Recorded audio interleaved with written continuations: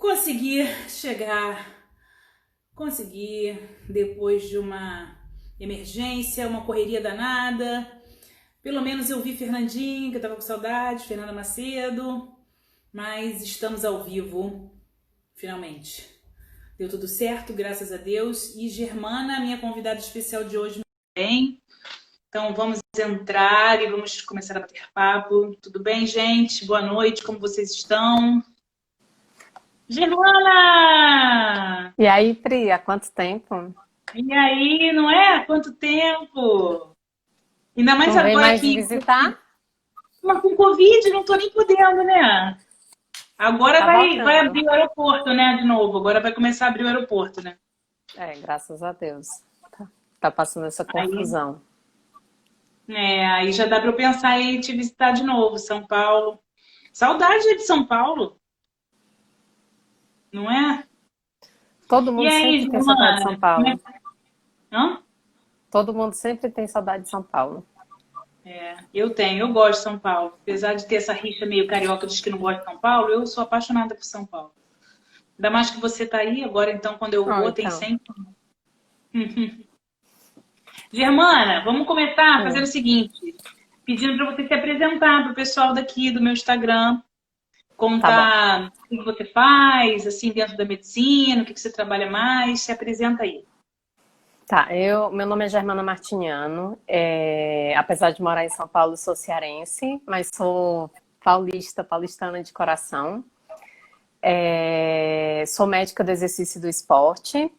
E com especialização em nutrologia clínica e nutrologia esportiva. Basicamente, eu trabalho com qualidade de vida, né? Se você for ver, duas das minhas especializações dos meus estudos são a base, fazem parte, na verdade, da base da medicina do estilo de vida, que Uhum. é alimentação saudável, atividade física, né? E entraria dentro um sono restaurador e essa questão de manejo do estresse.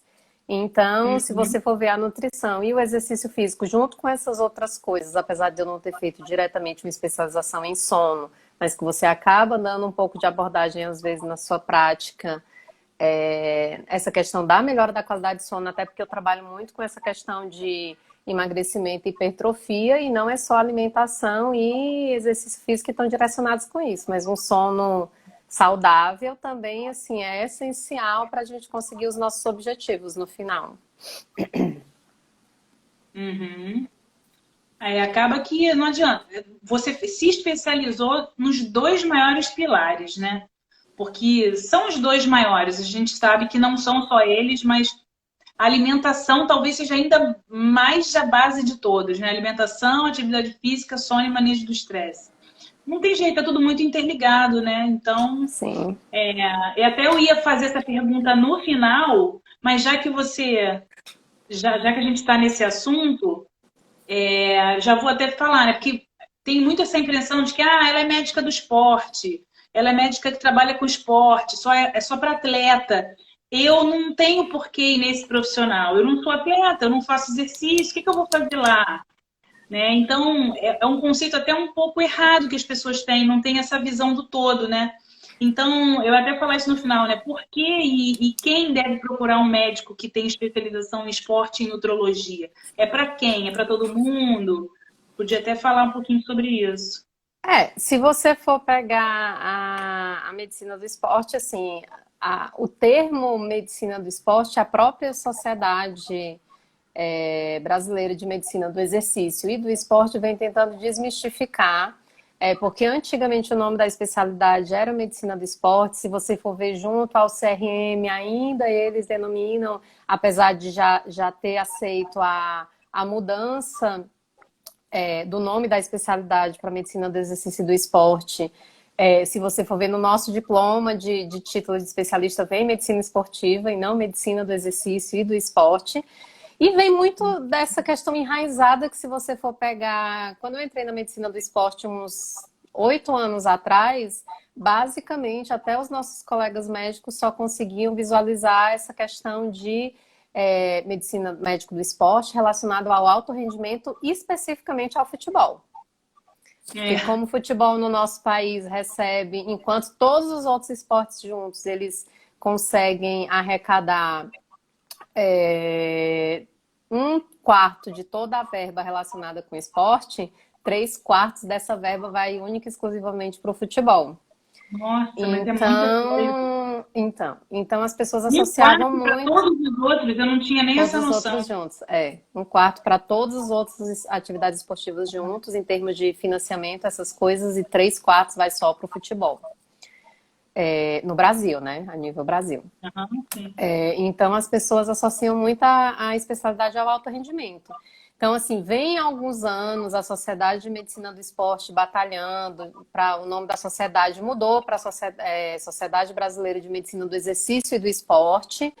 E hoje eu acho que as pessoas até já entendem mais o papel do médico do esporte como um promotor de saúde, né? Se a gente for ver. Então, assim, não só as pessoas que fazem exercício físico focado no alto rendimento, que sim, é uma sub-área da especialidade, mas aquelas pessoas que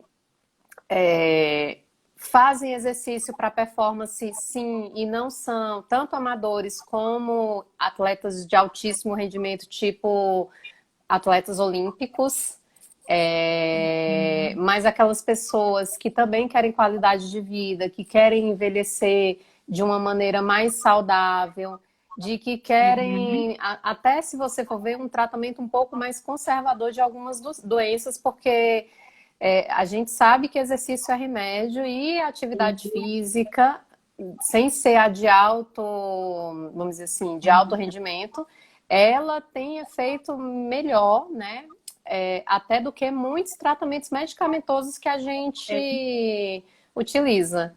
Tanto que, assim, se a gente fosse ver, a gente, né, o médico, muitas vezes os mais tradicionalistas, lembram do paciente entrar no consultório, falar que tem que tomar o remédio direito A, B e C, desse jeito, tal hora e não sei o quê, mas que a gente até às vezes deveria, se a gente fosse pensar, né, fazer parte da nossa prescrição, talvez até prescrição médica para o paciente visualizar essas mudanças de estilo de vida, como fazer exercício físico regularmente, diariamente, se hidratar regularmente, no mínimo de X, a depender do peso da pessoa, parar de fumar. Né? Assim, que às vezes a gente não lembra tanto de intensificar e, tipo, os pacientes fumam, você não fala nada em consulta e vai parecendo que é aquela coisa que, não, isso é normal, não tem problema nenhum, é só um cigarro por dia e por aí vai. É bem complicado mesmo. Mas, assim, quando a gente começa a estudar isso, a gente vê que realmente exercício é tratamento, né? Não é só prevenção. Ainda existe muito essa ideia de que, não, eu quero viver bem, eu vou fazer exercício. Não, se você quer curar a sua hipertensão, curar a diabetes, as doenças crônicas têm cura com alimentação e atividade física. Então, eu tenho batido muito nessa tecla durante essa semana, agora tenho falado muito sobre isso, da importância desse estilo de vida para tratamento também. Né? Que como você falou, deveria estar na nossa prescrição como remédio, né? Sim, meu exatamente. Remédio diário é atividade física. Não, e tem alguns trabalhos que comparam, por exemplo, o efeito da atividade física com a maioria desses antipertensivos que a gente prescreve para os nossos pacientes. E individualmente, se você for comparar, não tem nenhuma medicação da que a gente prescreve superior. Tem uma classe delas que se equipara ao efeito dessa questão de diminuir a pressão, mas assim, superior não tem nenhuma. Isso sem falar das outras doenças, a ansiedade, depressão. E se a gente for começar aí diabetes, for começar aí a citar a lista, acho que dá 1 hora de live só a gente falando sobre isso. São basicamente todas as doenças crônicas não transmissíveis, né? Todas essas doenças crônicas aí, elas são... Ou seja, o melhor remédio é realmente a gente se cuidar, né? Então, ou seja, o médico do exercício, do esporte, o nutrólogo, é para todo mundo, né? É para todo mundo que quer tanto curar quanto ter promoção de saúde, né? Pô, legal, Germana. Isso é bom a gente desmistificar mesmo. Então vamos entrar efetivamente no tema mais assim da nossa live hoje, que é o que a mulherada sempre quer saber, que é a questão dos hormônios e de performance, de bem-estar, de corpo. Hormônio ainda é muito mito, né? As mulheres ainda têm Sim.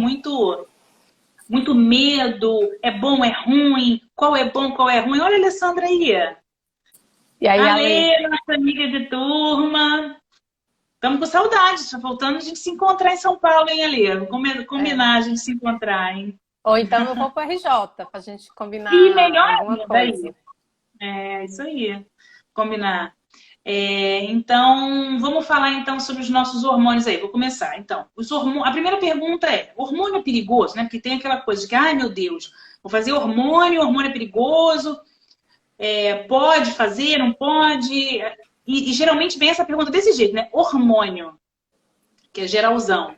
Fala um É. pouquinho aí pra gente. Então, se a gente for pegar, assim, comparando, vamos dizer assim, mais na modernidade, antigamente, quando a mulher entrava no período da perimenopausa, pré-menopausa, chegava ali próximo dos 40 anos, praticamente estava encerrando a vida dela, porque, assim, ia entrar na menopausa, ficava mais restrita mesmo a ficar em casa, é como se não tivesse direito a ter vida. Mas, É, assim, digamos assim. acabou pra você. Exatamente, e com toda essa questão de modernização, de liberação um pouco mais de direitos, você vê que hoje em dia a mulher moderna, assim, quando está chegando ali próximo do período da menopausa, ela está, vamos dizer assim, no auge muitas vezes físico, mental, os filhos às vezes já estão criados, se está com um companheiro, está lá com o companheiro dela, se não, os filhos estão criados e ela já está em busca de um novo relacionamento. E todo mundo vem buscando essa questão de qualidade de vida hoje, né? Uhum. Antigamente não tinha tanto um controle em relação a essa questão de nem de acompanhamento laboratorial de exames, né? Quando eu digo antigamente, aí talvez na época nem da minha mãe, né? Das nossas avós mesmo, Uhum. faziam-se reposições que você não tinha como acompanhar, porque a tecnologia, a medicina não estava tão avançada para isso. E muitas vezes se faziam hormônios que vinham provenientes de animais em doses literalmente Cavalar. cavalares no sentido de hormônios No duplo extremamente sentido, né? fortes, exatamente. Hormônios extremamente fortes e hormônios em doses muito superior, assim, que ficava uma coisa muito excessiva no nosso organismo. Que passava, assim, que poderia e muitas vezes acabavam acarretando em doenças ou em muitos efeitos colaterais, porque era uma coisa excessiva, né? Uhum. E com o decorrer dos anos, né, dos últimos anos, principalmente nos últimos 10 anos, a gente vem vendo tanto a criar, vamos dizer assim, a disponibilização no mercado de diversas formas de administração dos hormônios, que antigamente só tinha absorção oral, como eu falei, desses hormônios em doses muito elevadas, o que muitas vezes poderia ser até assim, causar uma sobrecarga hepática ou causar o desenvolvimento dessas doenças mais malignas mesmo, tipo um câncer, alguma coisa do gênero. Hoje em dia, esses hormônios nessa apresentação mais, vamos dizer assim, natural, que quando eu digo mais natural, é porque a tecnologia evoluiu e o que a gente chama dessa reposição mais natural, a molécula que a gente está administrando, seja por via oral ou muitas vezes até por vias alternativas, tipo pele, os famosos implantes que você coloca em região abaixo da Subcutâneo. pele. Tem algumas pessoas que fazem reposição vaginal de hormônio e tem os DIUs, né, que você coloca dentro do útero, que também vai fazer uma absorção, vamos dizer assim, através do tecido, né, da camada de tecido do útero, né? Então, tem diversas formas de administração sublingual em que você consegue fornecer para o paciente esses hormônios numa quantidade, vamos dizer assim, um pouco mais controlada e que você consegue tatear, inclusive por exames laboratoriais. E os estudos, as meta-análises, vêm mostrando que não tem correlação, assim, na verdade, esse efeito negativo, por exemplo, de você fazer essa reposição mais moderna, quando comparada com a antiga, em relação a desenvolver cânceres, a favorecer de você ter trombose, AVC, doenças hepáticas, sangramentos, que na verdade ou não tem um aumento de, vamos dizer assim, da possibilidade de você desenvolver essas doenças, ou tem um efeito até protetor em relação a determinados tipos de cânceres, que é isso que as meta-análises mais modernas vêm mostrando. Uhum. Então, isso é uma coisa que a gente ainda não conseguiu se livrar também, né? Desse medo que começou... É igual o anticoncepcional. Quando o anticoncepcional começou, os primeiros anticoncepcionais eram doses cavalares, literalmente, eram doses muito altas, uma molécula sintética, que a gente sabe que era derivado do xixi lá da égua, né? Assim, que era realmente uma molécula que o nosso corpo não reconhecia, com doses muito altas, administrada via oral, tinha realmente um risco de trombose muito grande.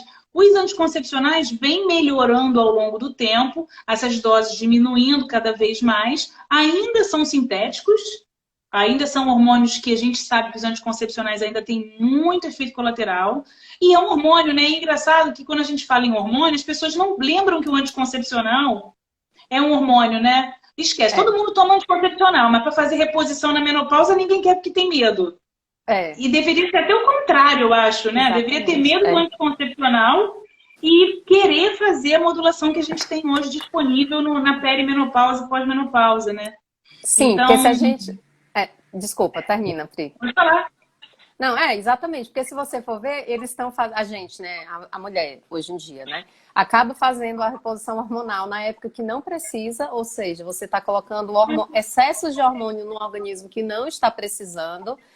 Muitas por essa desculpa de que é porque eu não gosto de menstruar, ou que eu sinto muitas cólicas, que às vezes uma própria, vamos dizer assim, correção de erros de estilo de vida vão favorecer a diminuir essas queixas que elas têm, né, em relação a essa questão da menstruação, que está muito relacionado a um mau estilo de vida. E muitas não são orientadas e às vezes até mais simples, tipo...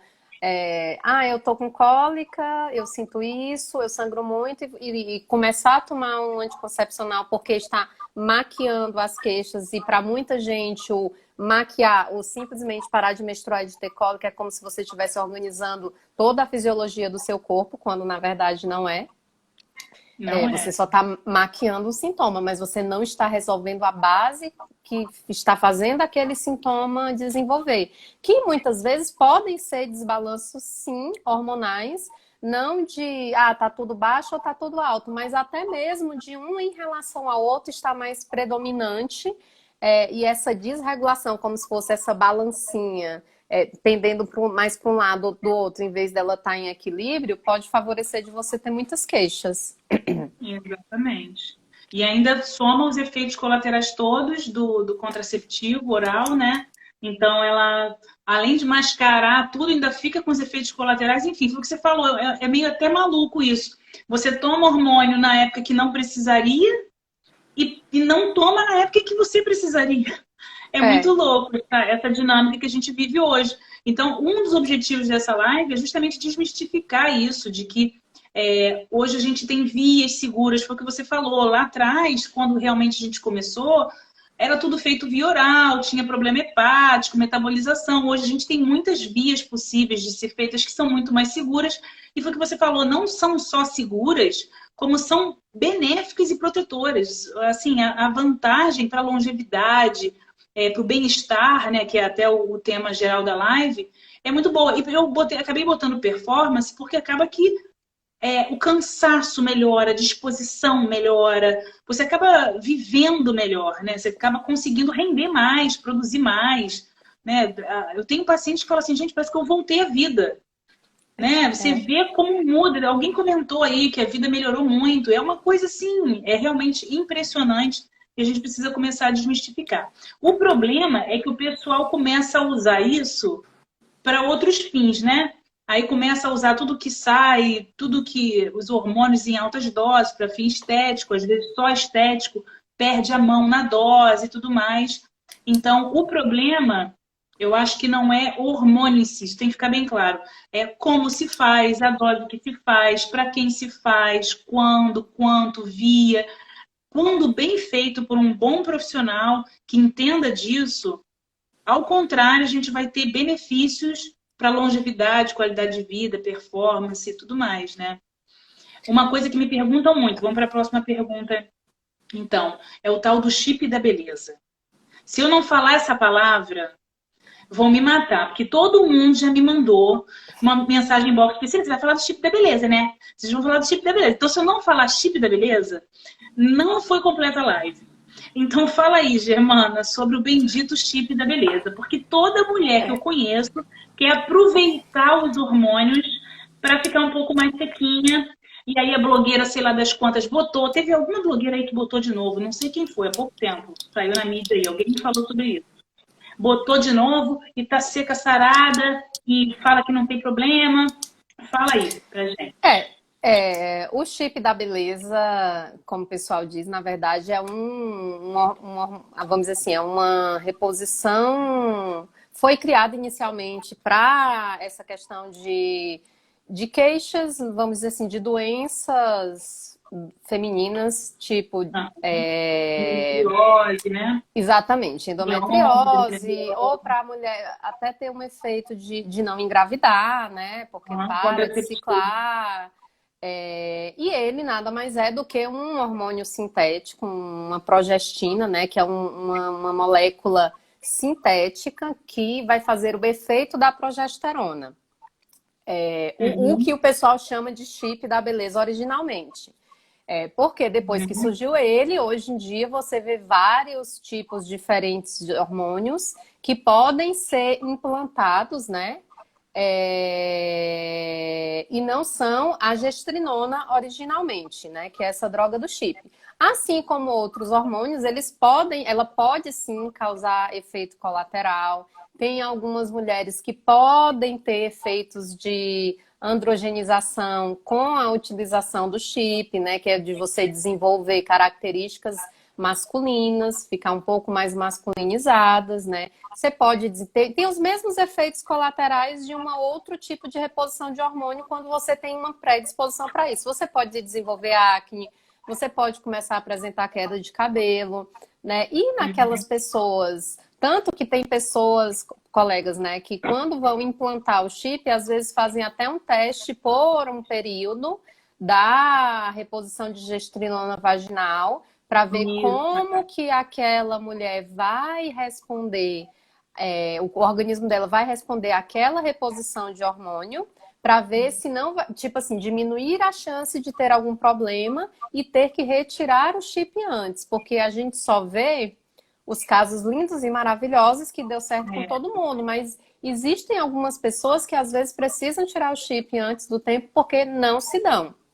Por todas essas queixas e mais retenção de líquido, alguma coisa do gênero que incomodam elas, ou alterações assim, de humor, como se ficassem com TPMs mais exacerbadas. Mas sim, o chip da beleza naquelas mulheres que têm um estilo de vida mais saudável, que treinam bem, têm uma carga de treino boa, vão para a academia e treinam, vamos dizer assim, pesado, associado com uma alimentação para esse objetivo, elas acabam tendo uma maior facilidade de ganhar massa muscular. E quando você ganha massa muscular, por consequência, ela também meio que otimiza, às vezes, a perda de gordura. Mas isso não vai acontecer em todas as pessoas. Mas tem algumas pessoas, sim, que tem esse efeito de ganho de massa muscular e aumento da perda de gordura, que foi por isso que ele acabou como é que eu vou dizer assim, está aí nas mídias até hoje, todo mundo, tipo, será que eu coloco chip? Mas tem muita gente que utiliza outros tipos de chip e diz que é o chip da beleza, mas na verdade não é. São outros tipos de reposição de estrogênio, progesterona, testosterona e algumas outras substâncias que podem otimizar esse fim também. Que hoje a gente já tem vários outros tipos de medicação que você pode fazer por essa via. Então, gente, o chip nada mais é do que um implante que você coloca debaixo do braço e você pode mandar manipular esse, debaixo do braço não, né? Pode ser braço, pode ser bumbum, vários lugares que você pode implantar esse bastãozinho e ele fica liberando esse hormônio por 6 meses, um ano, depende. Alguns demoram mais tempo, outros demoram menos, depende do que você quer colocar ali, porque a Germana falou, você pode botar a gestrinona, que é o chip da beleza original, era com a gestrinona, né? Que é um progestágeno que tem esses efeitos androgênicos. Então, ou você pode botar testosterona, estrogênio, você pode botar o hormônio que você quiser ali. A questão é isso, porque a Germana falou, você botou, alguns são absorvíveis e você nem consegue tirar. Tem que esperar passar, acabar o efeito. Os que são absorvíveis, você botou, já era. Não tem como. Por isso que o importante é você fazer, eu acho muito importante, fazer um testezinho antes com a paciente, para ver se ela vai se adaptar com aquele hormônio, com aquela dose. Porque uma vez que você coloca, se ele é absorvível, já era, você não tem como tirar mais. Então, os que não são absorvíveis, você consegue até remover, mas aí já é mais complicado e tudo mais. Então, assim, eu acho que o mais importante é saber para quem, qual hormônio que você vai botar, qual é o objetivo, qual é a dose, se você testou antes. Porque a resposta é muito individual, né? Por exemplo, vou dar um exemplo simples, assim, a minha irmã, eu fui fazer ela foi fazer uma modulaçãozinha de testosterona, mas assim, dose ridiculamente baixa, sabe? Ridiculamente baixa. Ela virou um choquito. Ela não tem tolerância, então a gente vai ter que procurar uma outra via, tentar antes, modular o estrogênio para poder chegar na testosterona dela, porque mesmo bioidêntico, mesmo dose baixa, ela tem uma tolerância baixa. Então, doses que, assim, eu chego a ficar, não é possível que ela fez isso com essa dose ridícula, mas é cada paciente, cada pessoa tem uma resposta diferente. Então, o que às vezes funciona, foi o que você falou, a gente vê na mídia o caso que deu certo e o caso que ficou tudo bem. A gente não vê as pessoas que não se adaptaram. Então, eu sempre falo isso, olha, a gente vai ter modulação hormonal, por isso que eu gosto do nome modulação, porque a gente vai testar aqui. Não deu? A gente abaixa a dose, a gente aumenta. Eu falo muito isso para o paciente, que a gente às vezes vai ter que corrigir. Às vezes não vai dar certo de primeira, ih, caiu o cabelo, volta, não sei o que lá, deu espinha, volta. A gente tem que ir literalmente tateando para encontrar o ideal para cada pessoa. Não é assim, vou botar o chip da beleza. Se fosse assim, era fácil, né? Tava Se todo fosse fazer mundo isso, com... medicina era mole, estava todo mundo lindo, maravilhoso e tal, mas é muito individual, realmente. E uma coisa muito importante que você falou, Germana, as pessoas acham que a pessoa vai botar o implante, o chip, e ele vai ficar dormindo Ele vai e fazer... pronto. Ele vai fazer tudo por você. Filhinho, não é. Não se iluda. Essa galera bota, mas malha pra cacilda, come direito, então não é sozinho. Não se iludam. Ele vai dar uma ajuda, vai dar um empurrão, mas não é sozinho. Entendeu? Tem umas perguntas aqui interessantes, Germano, sobre esse negócio de bioidêntico, que bioidêntico não existe, o que é sintético, o que é bioidêntico, o que é melhor, o que não é. Fala aí qual é a diferença do sintético para o bioidêntico. Responder essa questão aí da Valéria, né? Ela é uma personal daqui de São Paulo que me acompanha, top das galáxias, sempre está explicando, fazendo uns videozinhos de qualidade de vida no Instagram dela, vale a pena seguir ela também. Então, o que acontece? Quando a gente chama um hormônio de bioidêntico ou de sintético, é porque assim, a molécula do sintético, ela não tem nada a ver com vamos dizer assim, a molécula de testosterona, de estrogênio, de progesterona do nosso organismo. Ela é uma molécula sintética que não se parece em nada com o hormônio que a gente produz no nosso organismo, mas que ela vai ter uma ação a nível de receptor equivalente como se fosse a da nossa, vamos dizer assim, o mais parecida como se fosse no nosso corpo, mas assim, não é a mesma coisa. O corpo, ele é como se o nosso organismo ele conseguisse entender que aquilo ali não vem de fora, é mais difícil da gente conseguir controlar, vamos dizer assim, a resposta, tatear, não, ficou uma dose muito alta, vamos diminuir, vamos aumentar. Já os que a gente chama de bioidêntico, são as reposições que a molécula é a mesma molécula que tem no nosso organismo. Então, você consegue tanto individualizar doses, você consegue ver quando foi uma resposta muito, vamos dizer assim, exacerbada ou muito baixa. Tem aquelas pessoas que normalmente a dose padrão de reposição é X, mas pela individualidade de cada um você vai precisar de metade da dose. Ou tem paciente, às vezes, que você precisa fazer uma dose mais alta do que a maioria das pessoas, elas costumam responder a esse tipo de reposição, entendeu? E os hormônios, de uma maneira geral, às vezes, não é só, como que eu vou dizer, só você pegou, não, isso aqui tá baixo, vamos repor. Porque se você for ver, é que nem química. A química, quando a gente vê no colégio, que as reações, elas, tipo, tem a ida e a vida. Então, tipo assim, todos esses hormônios, eles estão relacionados, vamos dizer assim, a produção deles, eles estão relacionados. Eles vão vir a partir da molécula do colesterol, e daí ele sai passando por uma cascada de reações, vai se transformando em várias moléculas, vários hormônios intermediários, e um pode se transformar no outro. Então, às vezes, por exemplo, você tem um homem obeso, tá até com queixas de hipogonadismo, você que é o quê? Que é a queixa vamos dizer assim, de um déficit hormonal masculino no homem, e quando você vai ver, a testosterona dele tá baixa. Mas a testosterona dele tá baixa, se você não observar detalhadamente toda a cadeia hormonal dele, às vezes você vai ver que tá baixa porque pelo excesso... Tá desviando para outra via. Exatamente. Pelo excesso da obesidade, pelo ter sido adiposo inflamado e doente, ele acaba transformando o hormônio masculino no homem em hormônio feminino.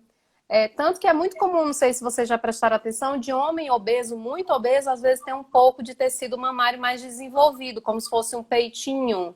Que é exatamente por isso, porque eles têm uma tendência a transformar a testosterona dele em hormônio feminino. Então não adianta você também ficar atacando testosterona nele, porque essa testosterona, ela vai continuar e vai se transformar em cada vez mais em hormônio feminino, em vez de você estar ajudando, você vai estar piorando, causando mais problemas nele. Então, assim, você tem que saber avaliar tudo, porque às vezes a solução é a pessoa diz assim, eu quero fazer reposição hormonal, mas a pessoa precisa corrigir algumas outras coisas antes. O que ela precisa de fato, às vezes, não é a reposição hormonal, é corrigir alguma coisa que vai fazer com que ela tenha os benefícios e gradativamente por ela comece a produzir aquilo ali. Lógico que quanto mais avançada a idade da pessoa, naturalmente a gente já vai produzindo menos hormônios, ou vai tendo vamos dizer assim, um desbalanço entre algumas proporções de estrogênio, progesterona que a gente deveria ter, e você acaba tendo uma chance maior de quase sempre, dentro do possível, se não tiver nenhuma contraindicação, de fazer reposição. Eu costumo falar muito isso, que o hormônio é o final da linha, né? Primeiro você vai ter que corrigir um monte de coisas na vida, porque normalmente, se tá tudo ok, tô falando menopausa, climatério, do envelhecimento não, tô falando na vida normal, nós não, porque eu já tô quase perimenopausa, mas enfim. A galera que tá, o pessoal que é mais jovem e tal, consegue resolver quase tudo com mudança de estilo de vida. Exatamente. Os hormônios se auto-equilibram com mudança de estilo de vida. Uma alimentação adequada, perda de peso, atividade física, você vai produzir a testosterona no final, você não vai aromatizar, não vai trocar a via, né? Então, se você muda o estilo de vida, você corrige seus hormônios naturalmente. Se você pula essa etapa, faz o que você falou, dá direto a testosterona, sem a pessoa mudar o estilo de vida, sem emagrecer, sem nananã, tá arriscando, você está prejudicando a pessoa. Porque você não vai deixar ela sair disso nunca mais. Você piora o estado dela. Então, o hormônio é final de linha, deveria ser final de linha. Já como bem. Tipo, que nem eu tomo por mim. Faço atividade física todos os dias, me alimento direitinho, tenho uma alimentação super saudável. Estagnei. Cheguei no meu limite, né, de qualidade de vida. Durmo cedo, faço tudo bonitinho. Agora não tem mais para onde meus hormônios não tão legais. Aí sim a gente vai pensar numa modulação. Né? Ou numa menopausa mesmo, preventiva. Até perguntaram aqui, ó, quando a gente deve pensar, ó, quando a gente deve começar a pensar em reposição, modulação hormonal. Primeira coisa, depois que você já tem você já tem uma qualidade de vida, primeira coisa é pensar nisso. Já se alimenta bem, faz atividade regular, evita tóxicos, não fuma e dorme bem. Se você já faz isso, aí você pode começar a pensar em alguma coisa de modulação, ou se você realmente está chegando perto da perimenopausa, porque realmente essa queda aí dificulta isso funcionar. que tem um limite, né? Foi o que eu falei, chega uma hora que você realmente não consegue, você precisa desses hormônios aí, né? Mas isso é muito interessante, né? Vamos ver aqui. Toda mulher que tem endometriose tem que fazer reposição de progesterona bioidêntica se quiser tratar de forma natural. Fiz endometriose. A gente faz uma live depois só sobre endometriose. Endometriose tem que mudar a vida inteira. Endometriose é uma doença que tem autoimunidade junto, que tem resposta inflamatória junto, e tem hormônio também, mas o hormônio, para mim, endometriose não é o questão hormonal.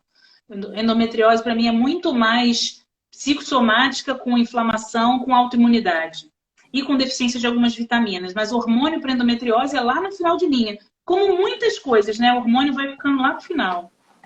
Olha essa pergunta que interessante. Quais os efeitos colaterais secundários em adolescentes por uso de substâncias anabólicas?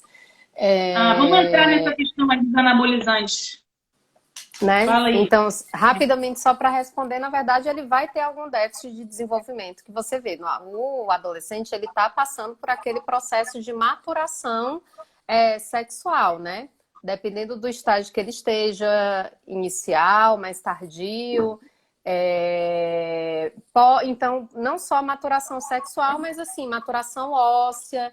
Então, ele pode parar de crescer, ele pode os ossos, para a gente crescer, os nossos ossos, quando a gente, vamos dizer assim, mais novo, de uma maneira simples, é como se eles fossem pedaços que ficam retificados, e esses pedaços, eles facilitam deles irem crescendo. Quando a gente vira adulto, esses pedacinhos, eles se colam. Então, se você faz reposição na adolescência, você pode fazer com que tenha vamos dizer assim, essa colinha dos ossos, ela aconteça mais precocemente. Pode ter algum problema de desenvolvimento dessa questão sexual mesmo, favorecer de ter doenças nos homens. E nas meninas, é aquela coisa que a gente não utiliza tanto, mas elas podem, vamos dizer assim, se você faz uma reposição de testosterona numa menina adolescente que está lá na academia, ela pode desenvolver os caracteres sexuais masculinos, né? Com certeza. É bem delicado essa questão da adolescência, né? Pode complicar bastante. E a gente vê os adolescentes cada vez mais preocupados com isso, né? E usando cada vez mais. Usando cada vez mais. Para ficar com um corpo bonito, para aceitação no colégio, Instagram, que acaba... coisas assim que as redes sociais estão aí para facilitar demais a nossa vida. Mas se você for comparar, tipo, a nossa infância, tipo, a minha, a tua, Pri, com dessa nova geração, às vezes essa questão dessa grande facilidade, o excesso de informação ou de demandas que a gente vê das redes sociais, às vezes acabam trazendo mais problemas e questionamentos em relação a algumas coisas. A gente não tinha isso, né? Não via, a gente só via as pessoas normais com quem a gente convivia. E um ou outro ídolo na televisão, no comercial e tal, né? Hoje aparecem 500 pessoas com fotos fakes editadas, lindas, maravilhosas, só poses maravilhosas. Então essa comparação a comparação é a mãe da insatisfação, né? Todo mundo, essa é uma frase que eu tenho. E realmente esses adolescentes estão sofrendo bastante com isso, né? Então fala pra gente então sobre o GH e oxandrolona. Isso é uma outra palavra. Fala da oxandrolona! Fala do chip da beleza e fala da oxandrolona, que as mulheres gostam muito de usar, se tem perigo, se não tem, para quem. O GH também. Essas coisas que o pessoal usa para performance e emagrecimento, né? A oxandrolona, acho que é desses hormônios sintéticos mesmo. É o que você vê mais mulheres utilizando, porque ele é um que tem um menor poder androgênico, no caso, vão ser um dos que menos vai virilizar as meninas, ou seja, fazer com que crie barba, com que mude a voz. E ele tem um efeito, ele não tem um efeito, vamos dizer assim, muito grande de desenvolver músculo.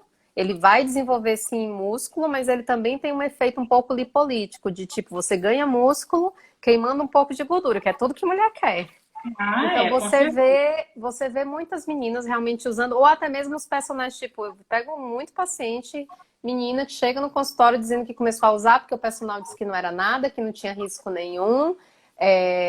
que ia ajudar a ganhar um pouco de massa muscular e perder um pouco de músculo, quando na verdade, assim, por mais que eles, vamos dizer assim, tenham um poder, né, um pouco mais fraco, você pode sim ter problemas, você pode sim ter alterações na voz, que quando você desenvolve é irreversível, pode desenvolver caracteres masculinos, tipo a barba, e dependendo do excesso e do abuso que você utiliza, você pode perder sim um pouco dessa característica feminina do corpo, pelo excesso de musculatura que você vai desenvolver, que nem às vezes a gente vê algumas meninas mais, vamos dizer assim, do bodybuilder, que querem, tipo, ficar com um corpo extremamente musculoso, e você vê que às vezes o corpo acaba desenvolvendo uma característica mais masculina do que feminina.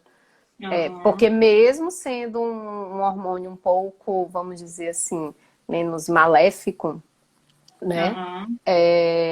Ele pode colaborar com isso. Mas, assim, tem as suas indicações, por exemplo, não só para estética, mas tem gente que usa oxandrolona para tratamento de câncer, porque essa questão muscular tem Como é que é? trabalhos relacionando isso, assim. Essa questão da perda muscular está muito relacionado com, vamos dizer assim, a melhor resposta à quimioterapia, uma melhor qualidade de vida, o tratamento, uma melhor resposta aos quimioterápicos.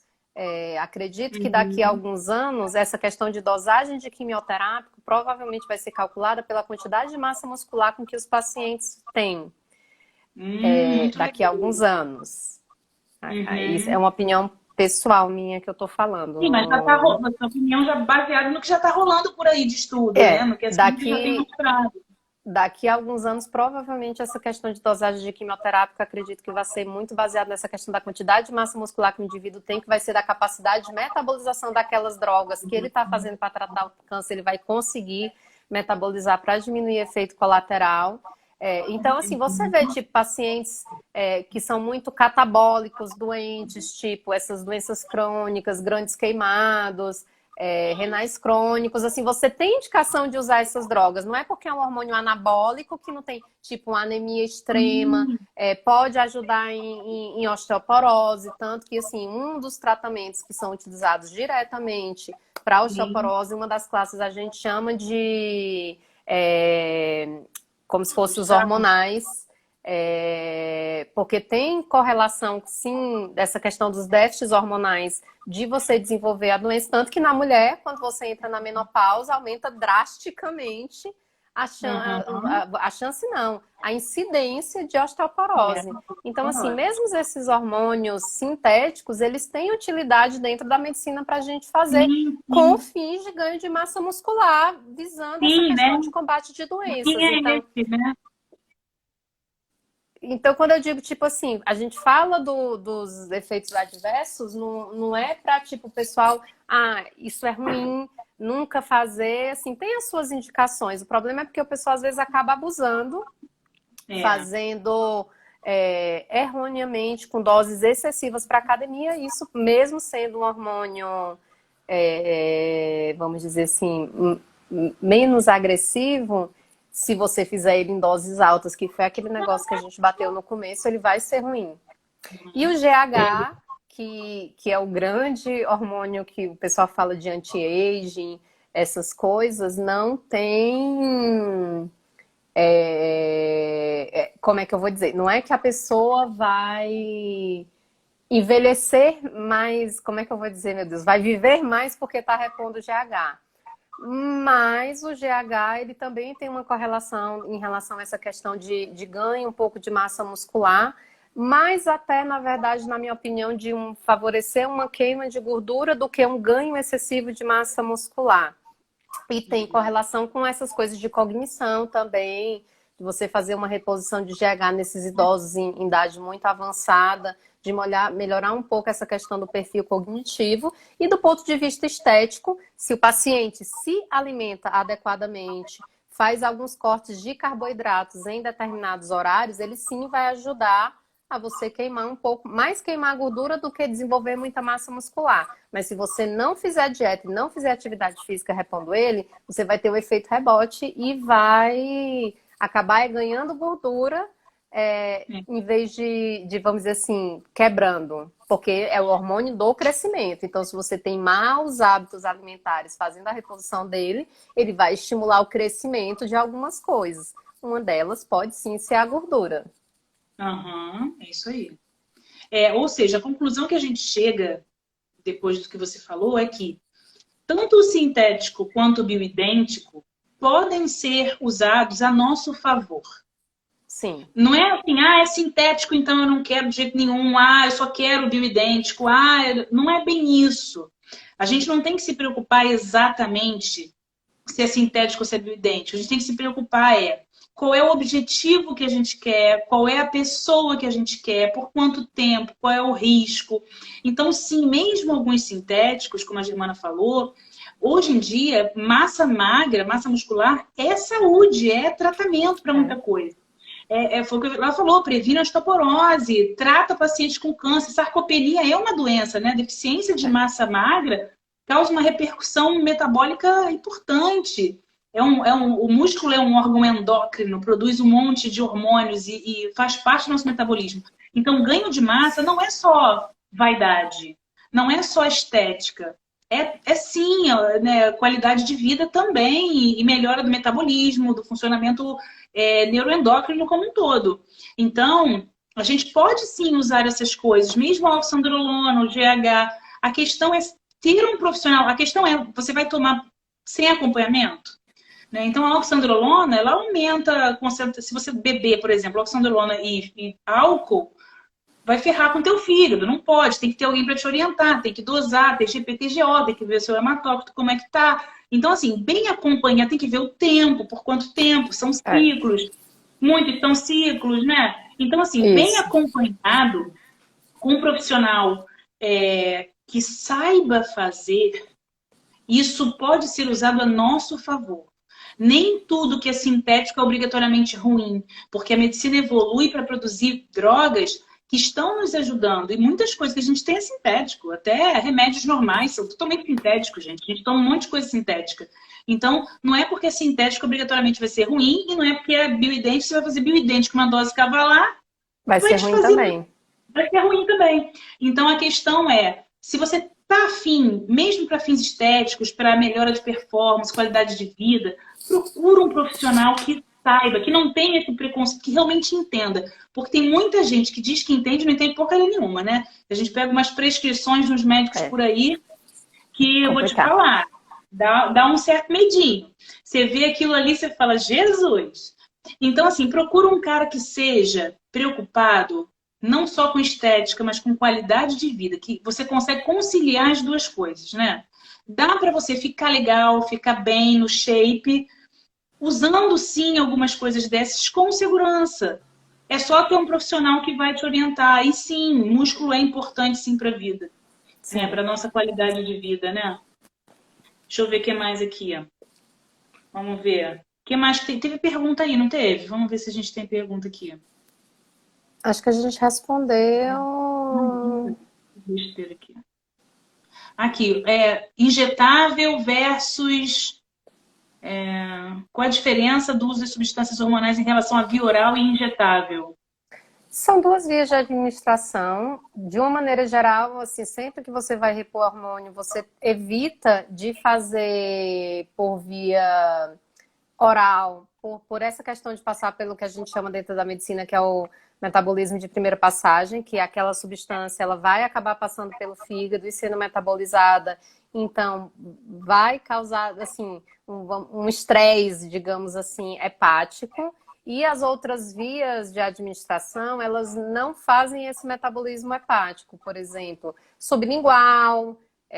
A gente sabe, assim, a gente não tem costume de repor hormonional, mas a gente sabe, por exemplo, criança, às vezes a gente faz remédio, pode fazer alguns remédios para febre por via anal, por exemplo, porque exatamente não passa por essa metabolização e tem uma resposta mais rápida.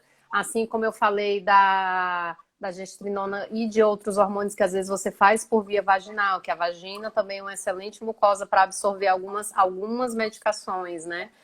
Ou pela pele, ou pela derme. Então, assim, são vias administrações hormonais e, de uma maneira geral, a gente acaba, para muitas opções, evitando a via oral por essa questão do metabolismo hepático e de ser um pouco mais maléfico quando você compara com as outras vias de administração.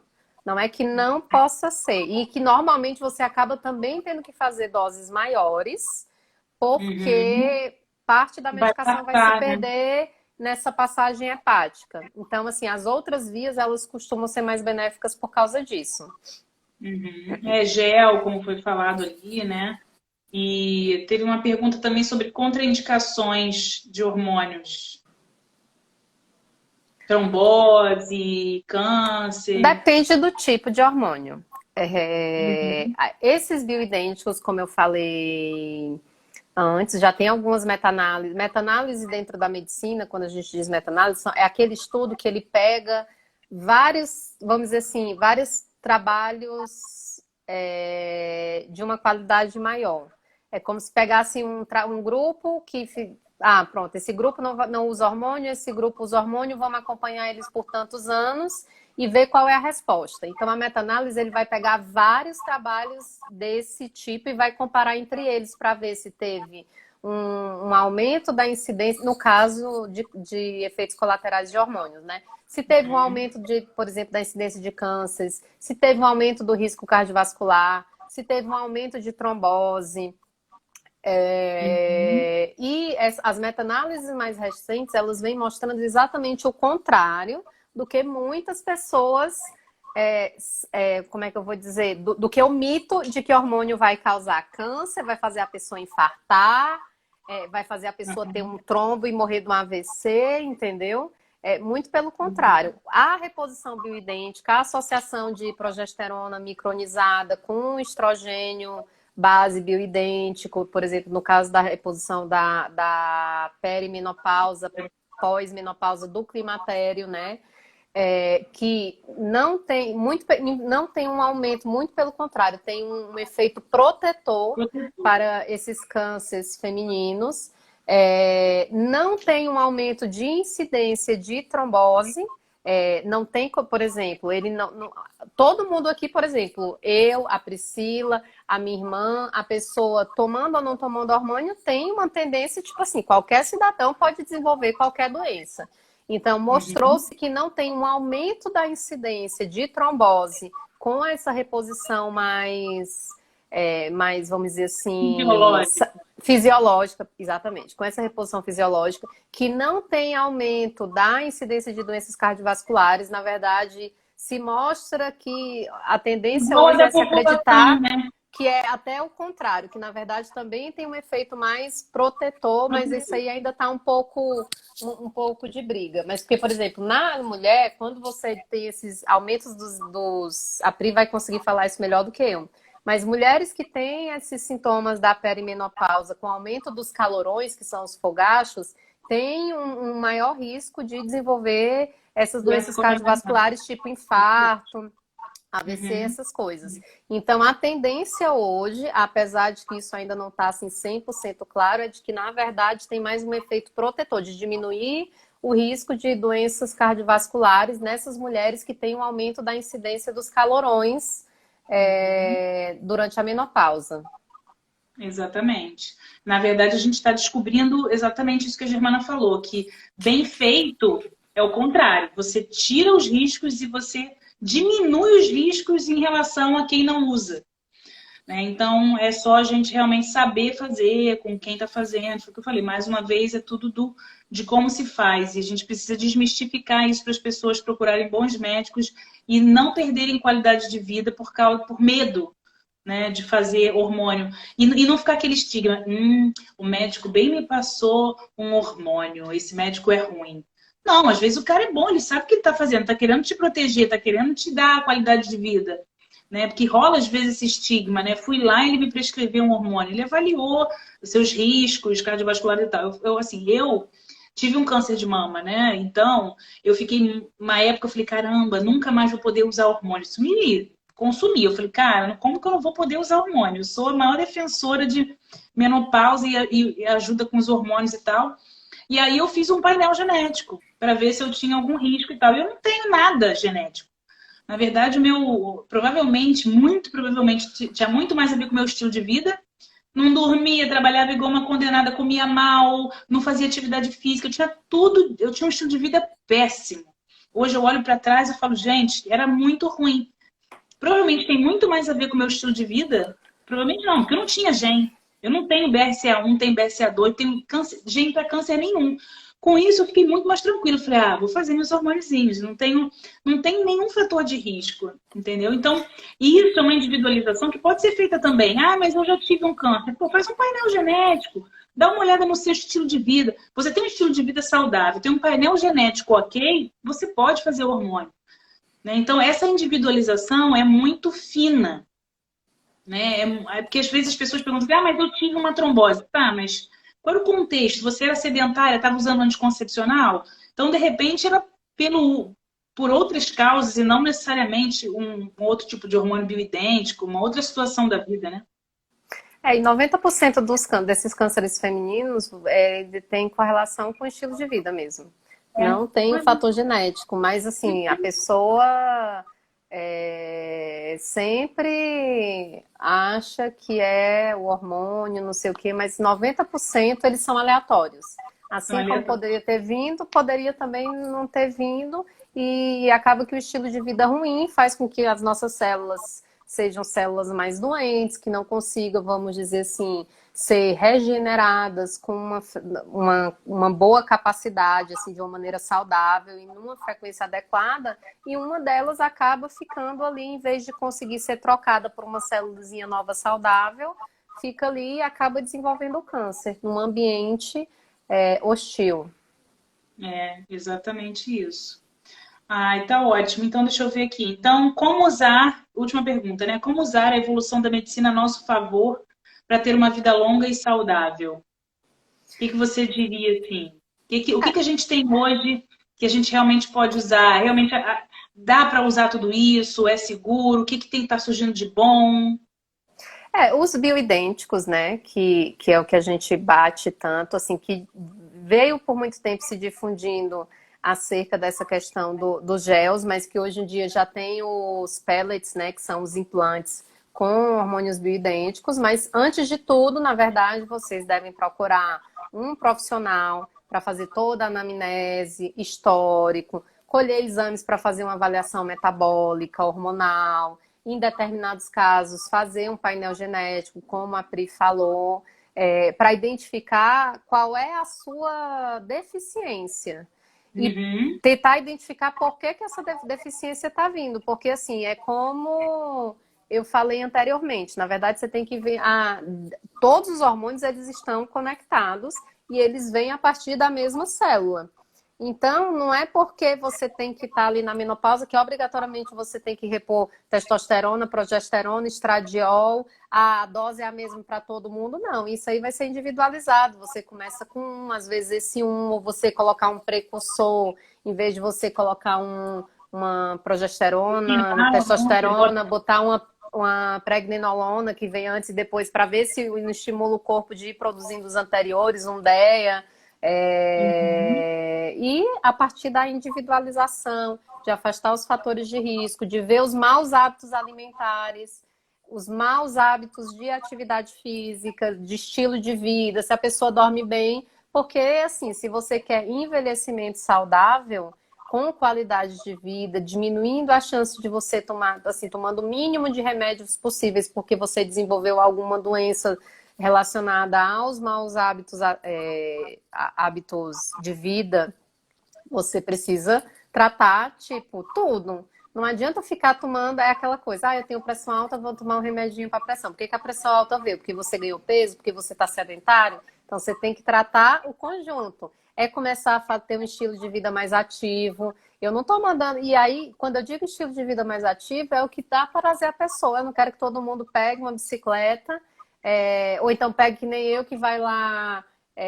quero treinar porque quero diminuir, sei lá, em 5 minutos o tempo de corrida, dessas corridas de rua de fim de semana, ou então para competir o triatlo, o ciclismo, a musculação. Tem gente que gosta de dançar. Então, assim, vamos dançar 1 hora, vamos fazer uma aula de dança. Então, assim, você vai escolher alguma atividade que vai fazer com que você se movimente, que você não fique parado, né? 20 segundos E para acabar. fazer uma avaliação metabólica, exames e individualizar. Ah, valeu, Gia. 10 segundos para Obrigada terminar. Te pelo convite, agradecer. Pri.